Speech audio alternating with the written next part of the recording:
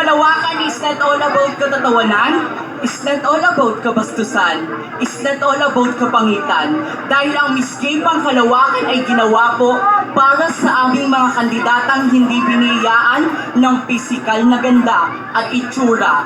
Kung kasalanan po ang pagiging bakla, ngayon pa lamang po, hingi na po ako ng kapatawaran. Ngunit kung kami naman pong mga kabaklaan ang makakapagpasaya ngayong gabi dito sa barangay ninyong nasasakupan, pwede po ba akong makahingi ng masigabong palakpakan at hiyawan? Ilang libong taon na po ang nakararaan, isang layunin ang aming pinagmulan. Pinagkabuklod-buklod naming mga kabaklaan tungo sa mahusay na pagkakakilanlan. Sa layo pa po ng aming pinanggalingan sa mga pagsubok na aming tinahak ngayong gabi, kami po ay nasa inyong harapan, hindi para kutyain, laitin o inyong pagtawanan. Dahil ngayong gabi, magiging party po kami dito sa barangay ninyong nasasakupan. Batid ko pong pawang matatalino, edukado, intelihente ang mga hurado natin ngayong gabi. Kaya sa mga kapwa ko kandidata dyan, ibigay po natin ang 100% ng respeto sa pagpapakilala dahil 50% ng manonood ay pawang kabataan. Matuto po tayong maging magandang ehemplo kahit hindi tayo piniyaan ng pisikal na kaanyuan.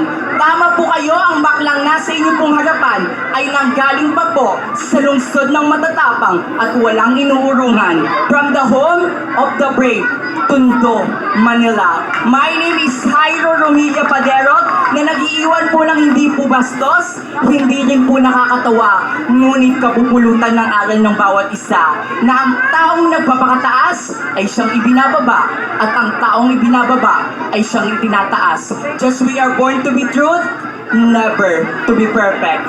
Bakla, Becky o Charing-Charing, anuman po ang laitang itawag niyo sa amin, amin po ang gabing ito. Tagahanga lamang namin po kayo. Dahil hindi po natin matatakasan ang katotohanan na ang inyong baklang nilalait sa pangumagahan, kinukutya sa tanghalian. Bakit ngayong gabi, inyo na pong pinapalakpakan at pinagpupuyatan. Sa mga hurado ngayong gabi, ang pagsuot po ng kasuotan ay wala po yan sa laki, wala po yan sa ganda, kundi nasa iyong pagdadala. Maraming salamat po. I am your candidate number 8.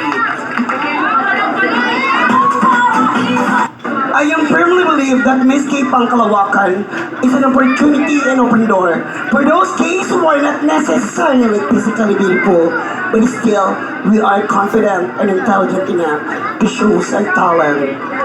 Hindi po ako komedyante, hindi rin po ako nakakatawa, pero hindi po ako gagamit ng mga malalaswa, bastos at murang salita para palakpakan at iyawan ng iba.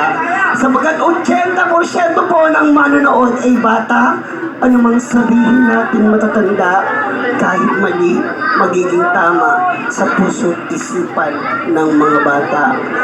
Kung kasalanan ko po ang pagiging bakla at pagkakaroon ng pangit na muka, hinihingi ko po ng kapatawaran.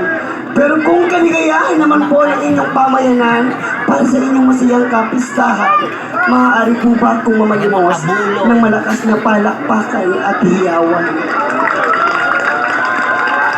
Sa kabila po ng aming pangit na kaanyuan na pinagtatawanan ng karamihan, malalaking pangangatawan na ginagawang pulutan ng mga lalaking walang magawa sa daan. Ngayong gabi, nakikiusap po ako na sama-sama natin palitan at baguhin ang pamantayan ng kagandahan.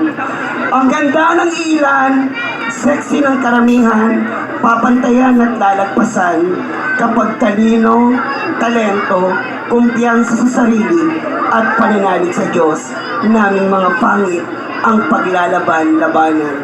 What a glorious evening to each and every one of you, especially to the panel board of judges. Standing in front of you is a fresh graduate of Bachelor Secondary of Education, major in Mathematics at Pamantasan ng Lungsod ng Maynila. Ng matapang na langgam at kanyang sinabihan nagagambang galing sa laban.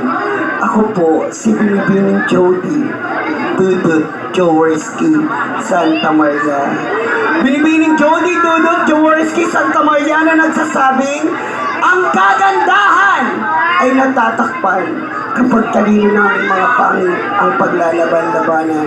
Kaya sa mga bakla, sa mga mamamayan at nanunungkulan ng barangay na ito, nakikiusap po ako. Una sa mga bakla, ngawa tayo ng ngawa, daing tayo ng daing na hindi tayo tinatanggap at nirerespeto ng ating kapwa. Pero ikaw bakla, gumawa ka na ba ng tama para respetuhin ka ng sinasabi mong kapwa? Sa mga mamamayan po, 8 lamang po ang laging iniluluklok nyo tuwing barangaya ng eleksyon. Pero 8,000 po namin kayong pinaglilingkuran.